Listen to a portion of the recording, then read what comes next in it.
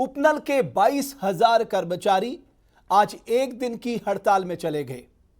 उन्होंने हाईकोर्ट ने जो 2018 में फैसला सुनाया था, जिसमें समान काम समान वेतन, नियमितीकरण की नियमावली और जीएसटी फ्री मानदेय, इन मुद्दों को लागू करने को लेकर सरकार से मांग की।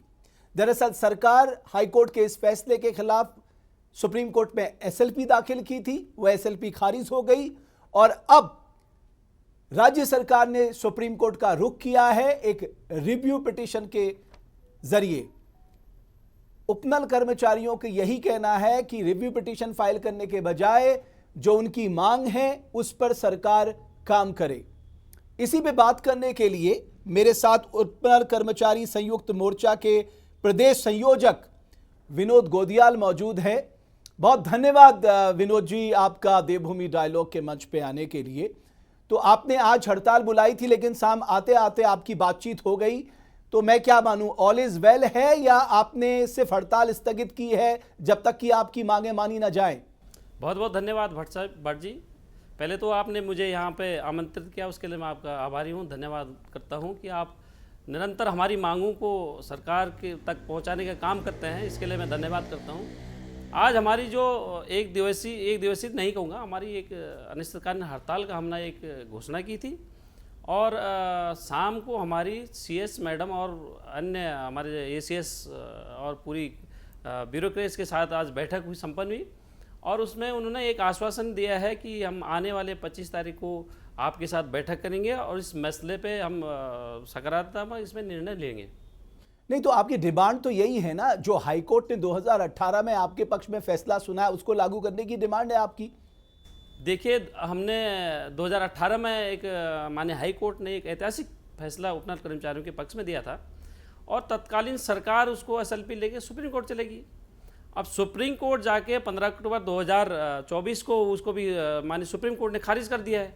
उसी परिप्रेक्ष्य में हमने एक प्रोटेस्ट किया था कि सरकार उसमें रिव्यू में न जाए, क्योंकि होता क्या है, अगर सरकार रिव्यू में गई, होना तो कुछ नहीं है, सरकार वहाँ भी हारेगी, पर रिव्यू में जाके टाइम जो स्पेंड होगा, जो आज हमारे कर्मचारी कोई 50 साल का हो गया, कोई 52 साल का हो गया, कोई 55 साल का हो गया, तो हमने सरकार से एक मांग रखी थी कि आप उस फैसले के खिलाफ सुप्रीम कोर्ट में जो रिव्यू आप दायर करने वाले हैं उसको ना करें।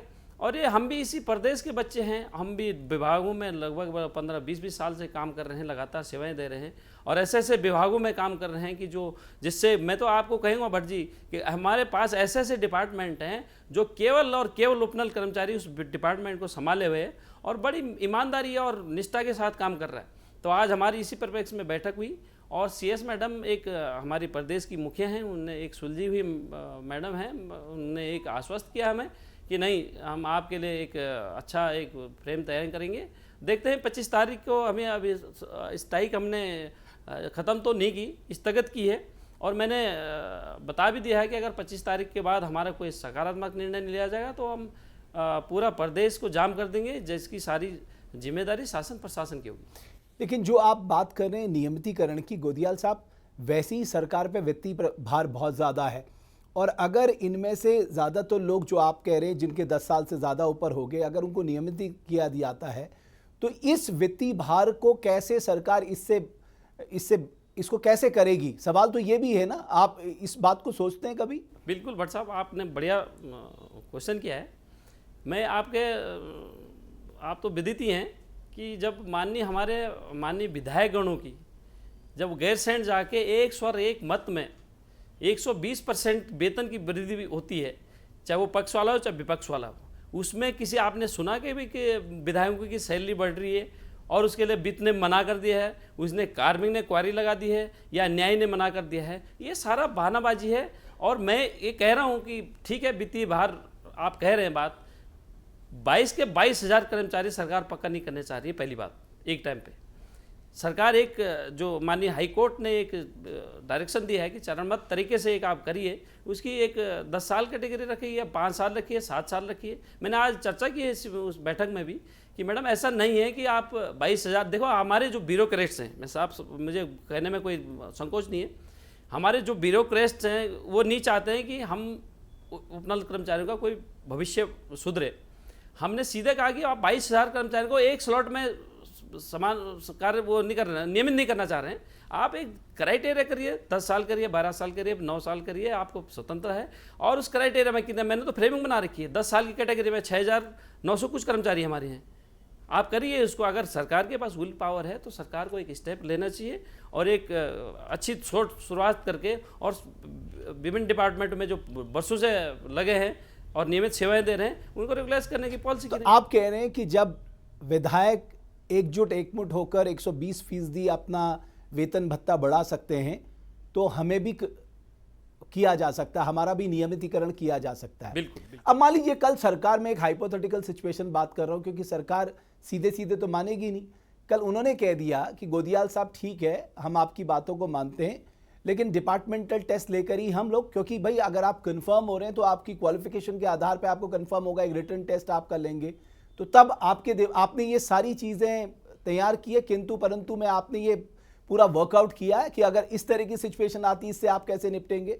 देखिए साहब, मैं ये रिटर्न और वो जो है, ये हम जब आपको प्रोसेस होगा उपनल का, कि जब डिपार्टमेंट उपनल को एक रिक्वायरमेंट भेजता है एक पोस्ट के लिए, तो उसके एवज में उपनल जो है 3 लोगों को भेजता है और उसका इंटरव्यू होता है, उसका रिटर्न टेस्ट होता है, और उसका सिलेक्शन करने के बाद 3 लोगों का सिलेक्शन करने के बाद 1 लोगों की नियुक्ति होती है, वो भी चयन प्रक्रिया है। हमारे माननीय गणेश जोशी जी कहते हैं कि इसमें आरक्षण, मैं आरक्षण की बात पे आता हूँ कि आरक्षण फॉलो नहीं होता। मैं आपके संज्ञान में डाल दूँ कि 2012 में एक जियो हुआ जिसमें कि इस स्पष्ट रूप से लिखा गया है कि इसमें आरक्षण फॉलो होगा, तो आरक्षण भी फॉलो है। और हमारा देखो, आप माननीय हाईकोर्ट ने हमें योग्य ठहरा दिया।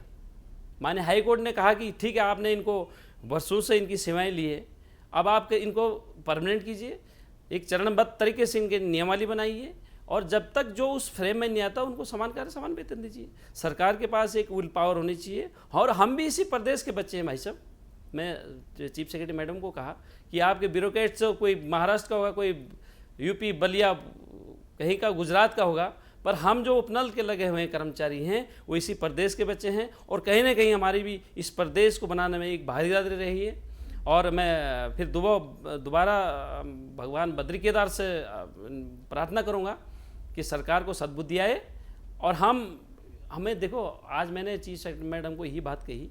मैडम ने कहा कि आप आए दिन रोड पे उतर जाते हैं।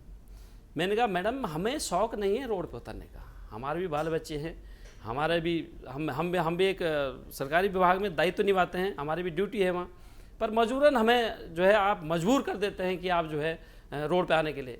मैंने कहा आप जो आज की डेट में जो आपने ये चौपाल बिठा रखी है, उसमें लॉ, फाइनेंस सब कुछ है, हमारे सारे डिपार्टमेंट की आपने बिठा रखी है। अगर ये चौपाल आप कह रहे हैं कि धरने पे आ गए, ये धरने पे आज सडनली थोड़ी आए हमने तो 25 दिन पहले अल्टीमेटम दिया है, वो भी चीफ सेक्रेटरी मैडम को दिया है, सचिव सैनिक कल्याण को दिया है, और मुख्यमंत्री जी को, माननीय मुख्यमंत्री जी दिया गया कि हम भैया धरने पे आने वाले हैं, रोड पे आने वाले हैं, आप हमारे लिए जो आप ये चौपाल बिठा रखी, ये 10 दिन पहले बिठाए होते तो हम रोड पे नहीं आते।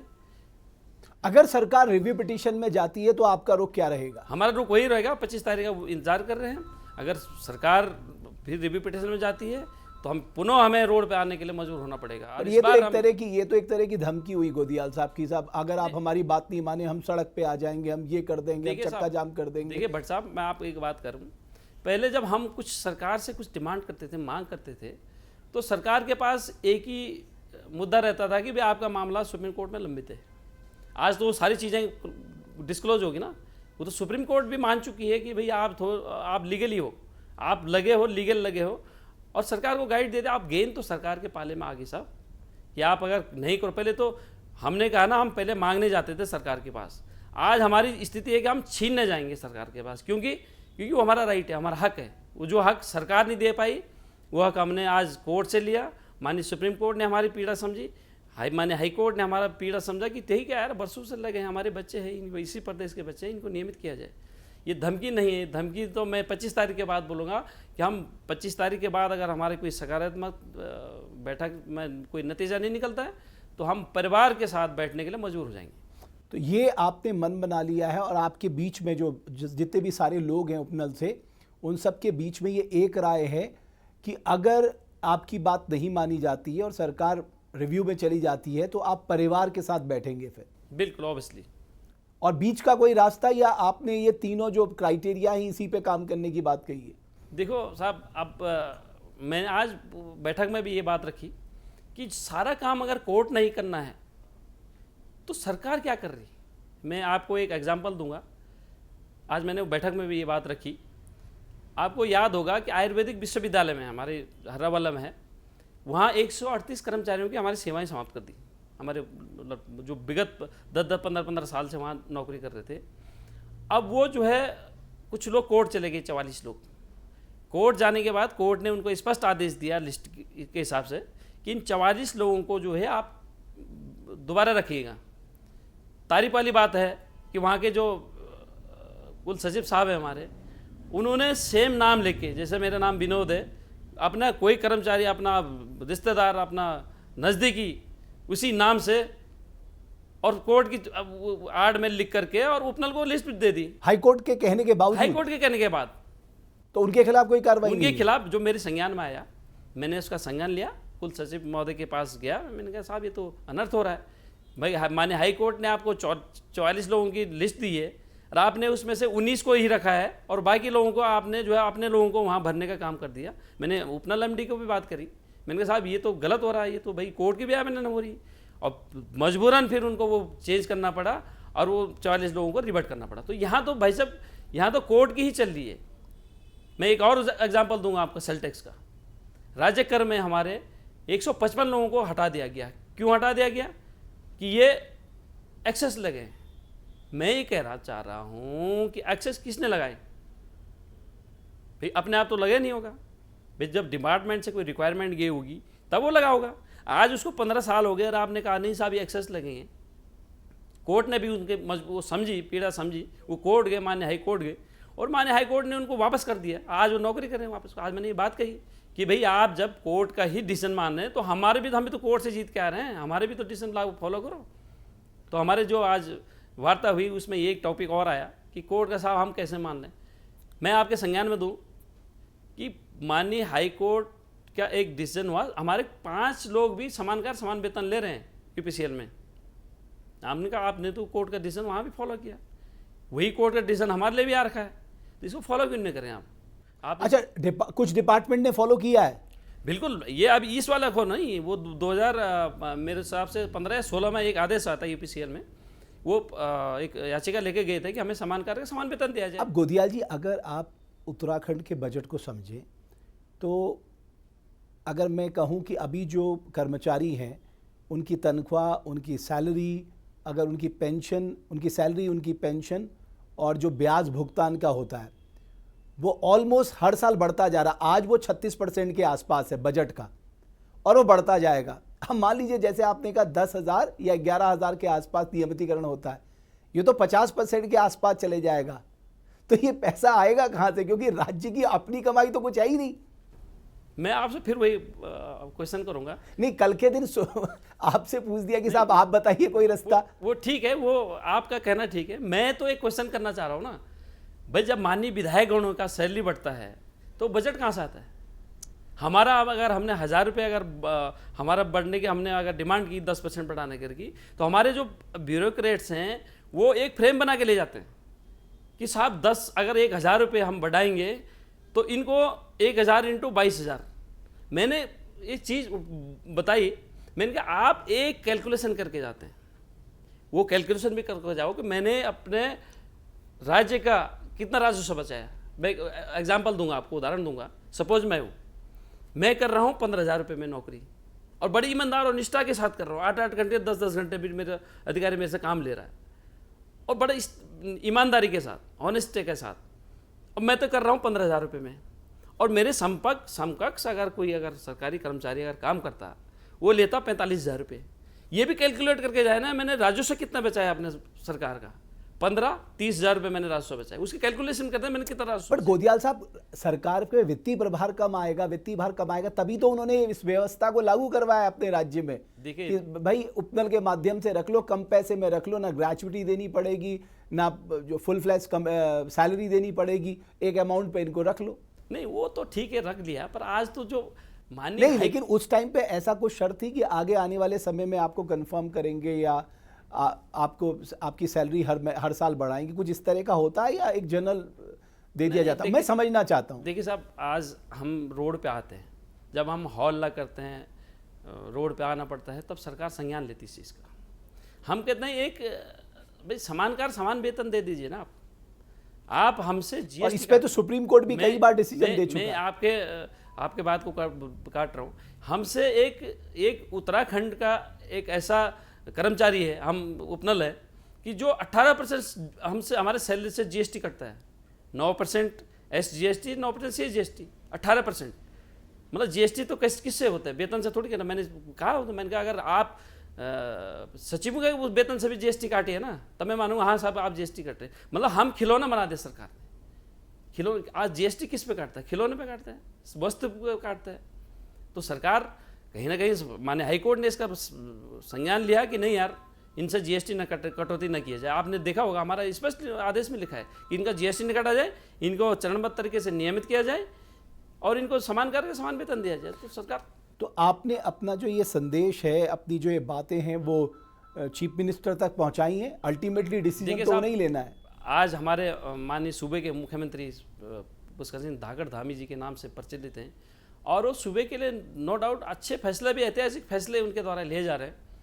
जैसे कि आप UCC होगा, कई फैसले उन्हें, नकल विरोधी कानून हो गया, कई फैसले उन्हें, ऐतिहासिक फैसले पूरे देश में ही लिए हैं। और मैं तो यही कह रहा था माननीय धामी जी से कि ये अपॉर्चुनिटी, ये गोल्डन पीरियड है आपके लिए। आप इस ऐतिहासिक निर्णय को लागू कीजिए। आप प्रदेश में नहीं, पूरे देश में आपका एग्जाम्पल होगा, उदाहरण लिया जाएगा कि यार उत्तराखंड के माननीय पुष्कर सिंह धामी जी ने एक ऐतिहासिक फैसला कर्मचारियों के पक्ष में लिया।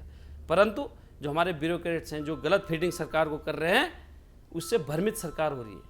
ब्यूरोक्रेट्स कह रहे हैं नहीं साहब ये तो 22,000 कर्मचारी हैं, इनको एक मुश्त वो कैलकुलेट, मैंने बोला नहीं, कैलकुलेट करके पहले ही फ्रेमिंग दे जा रही है। आप भी अपना चार्ट दे दीजिए ना कि साहब पहले चरण में इतने करने पड़ेंगे, दूसरे चरण में इतने करने पड़ेंगे। सर मैं वही चार्ट लेके आज गया था चीफ सेक्रेटरी महोदय के पास, और वो चीफ सेक्रेटरी महोदय ने उसका संज्ञान भी लिया।